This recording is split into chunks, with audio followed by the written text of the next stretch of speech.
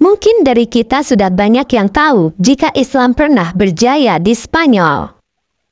Pada saat itu Islam berjaya dari tahun 711 sampai 1492 yang dikuasai oleh orang-orang bangsa Moor. Mari kita bahas sejarah Islam di bumi Spanyol.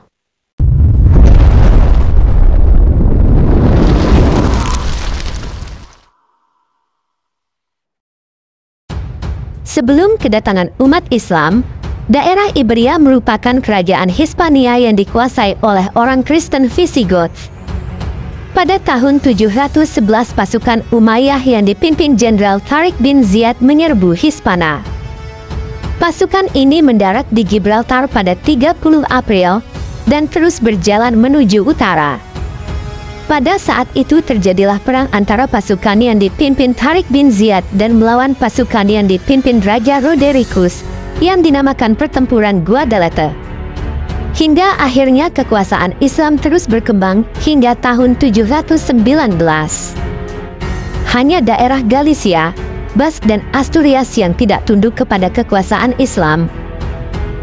Setelah itu, pasukan Islam menyeberangi wilayah Pirenia untuk menaklukkan Prancis, tetapi berhasil dihentikan oleh kaum Frank dalam pertempuran Tours pada tahun 732. Awalnya Al-Andalus dikuasai oleh seorang wali atau gubernur yang ditunjuk oleh Khalifah Bani Umayyah di Damaskus dengan masa jabatan selama 3 tahun. Pada periode ini keadaan politik di Spanyol masih belum stabil, sehingga ada gangguan dan gerakan dari sisa-sisa musuh Islam yang bertempat tinggal di pegunungan. Gerakan ini terus memperkuat diri, dan akhirnya berhasil mendirikan kerajaan Asturias, yang berhasil mengalahkan kaum muslimin dalam pertempuran Covadonga pada tahun 721. Gangguan pun tidak hanya datang dari luar, akan tetapi banyak gangguan yang terjadi dari dalam, hingga akhirnya terjadi 20 kali pergantian gubernur Spanyol dalam jangka waktu yang amat singkat. Perbedaan pandangan politik itu menyebabkan seringnya terjadi perang saudara. Pada tahun 740-an, terjadi perang saudara yang menyebabkan melemahnya kekuasaan Khalifah. Pada 746, Yusuf Al-Fihri memenangkan perang saudara tersebut, menjadi seorang penguasa yang tidak terikat kepada pemerintahan di Damaskus. Pada tahun 750, Bani Abbasiyah menjatuhkan pemerintahan Umayyah di Damaskus. Namun pada 756, Pangeran Umayyah di pengasingan Abdurrahman I melengsarkan Yusuf Al-Fihri dan menjadi penguasa Cordoba dengan gelar Amir Cordoba. Abdurrahman menolak untuk tunduk kepada kekhalifahan Abbasiyah yang baru terbentuk, karena pasukan Abbasiyah telah membunuh sebagian besar keluarganya. Cucu Abdullah, Abdurrahman III, menggantikannya pada 912, dan dengan cepat mengembalikan kekuasaan Umayyah atas Al-Andalus dan bahkan Afrika Utara bagian barat. Pada 929 ia mengangkat dirinya sebagai khalifah. Periode kekhalifahan ini dianggap oleh para penulis Muslim sebagai masa keemasan Al-Andalus. Hasil panen yang diperoleh melalui irigasi serta bahan makanan yang diimpor dari Timur Tengah mencukupi untuk penduduk Cordoba dan kota-kota lainnya di Al-Andalus. Dengan sektor ekonomi pertanian paling maju di Eropa, Cordoba di bawah kekhalifahan ini memiliki populasi sekitar 500.000. Mengalahkan Konstantinopel sebagai kota terbesar dalam hal jumlah maupun kemakmuran penduduk di Eropa. Kekhalifahan Cordoba mengalami kejatuhan dalam perang saudara antara 1009 hingga 1013 dan akhirnya dihapuskan pada 1031. Al-Andalus kini terpecah menjadi banyak kerajaan kecil yang disebut Taifa. Pada periode ini, umat Islam di Al-Andalus kembali memasuki masa pertikaian intern. Parahnya jika ada perang saudara, ada salah satu pihak yang bertikai meminta bantuan kepada raja-raja Kristen. Melihat kelemahan dan kekacauan yang menimpa keadaan politik Islam itu, untuk pertama kalinya orang-orang Kristen pada periode ini mulai mengambil inisiatif penyerangan, Akhirnya serangan-serangan ini berubah menjadi penaklukan, sehingga taifah-taifah di Al-Andalus meminta bantuan dari Bani Murabithun yang berhaluan Islam fundamental di Afrika Utara. Orang-orang Murabithun mengalahkan Raja Kastilia Alfonso VI dalam pertempuran Zalkah dan pertempuran Ukles, dan akhirnya menguasai Al-Andalus. Pada tahun 1086, pemimpin Murabithun di Maroko Yusuf bin Tafin diundang oleh para bangsawan Muslim di Iberia untuk mempertahankan Iberia dari Alfonso VI, Raja Kastilia dan Leon. Pada tahun itu juga Yusuf menyeberangi Selat Gibraltar menuju Algeciras dan mengalahkan kaum Kristen dengan telak dalam pertempuran Zalkah. Ia juga merebut Valencia dari tangan umat Kristen. Pada tahun 1143, kekuasaan Murabithun ini berakhir, baik di Afrika Utara maupun di Spanyol, dan digantikan oleh Muwahhidun.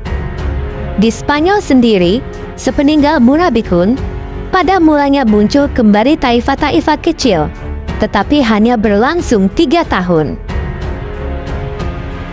Pada tahun 1146, penguasa Muwahhidun yang berpusat di Afrika Utara merebut daerah ini. Penguasa Muwahhidun memindahkan ibu kota Al-Andalus ke Sevilla pada 1170 dan mengalahkan Raja Kastilia Alfonso VIII dalam pertempuran Alachos tahun 1195. Pada 1212 gabungan kerajaan Kristen Kastilia, Navarra, Aragon, dan Portugal mengalahkan kaum Muwahhidun pada pertempuran Las Navas de Tolosa dan memaksa Sultan Muwahhidun meninggalkan Iberia. Umat Islam di Iberia kembali terpecah dalam taifah-taifah yang lemah dan dengan cepat ditaklukkan oleh Portugal, Kastilia, dan Aragon. Setelah jatuhnya Murcia tahun 1243 dan Algarve tahun 1249, hanya keamiran Granada yang dipimpin Banu Nasrillah negara Islam yang tersisa, tetapi hanya sebagai negara bawahannya membayar upeti kepada kerajaan Kastilia. Upeti ini berupa emas dari daerah yang sekarang bernama Mali dan Burkina Faso, yang dibawa melalui jalur perdagangan di Gurun Sahara. Pada abad ke-14, Banu Marin di Maroko mengalami kemajuan dan mengancam kerajaan-kerajaan Kristen di Iberia.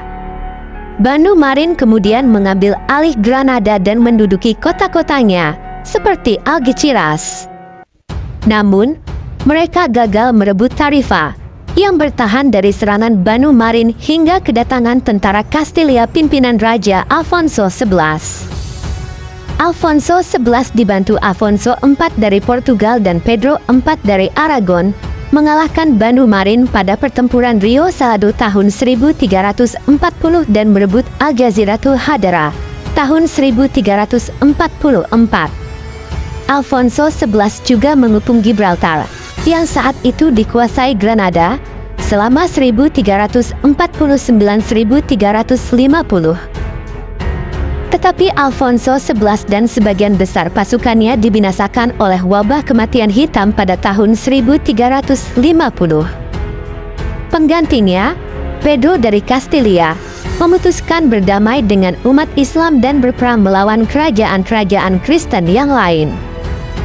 Peristiwa ini menandai dimulainya 150 tahun pemberontakan dan perang saudara umat Kristen di Eropa, yang mengamankan keberadaan Granada.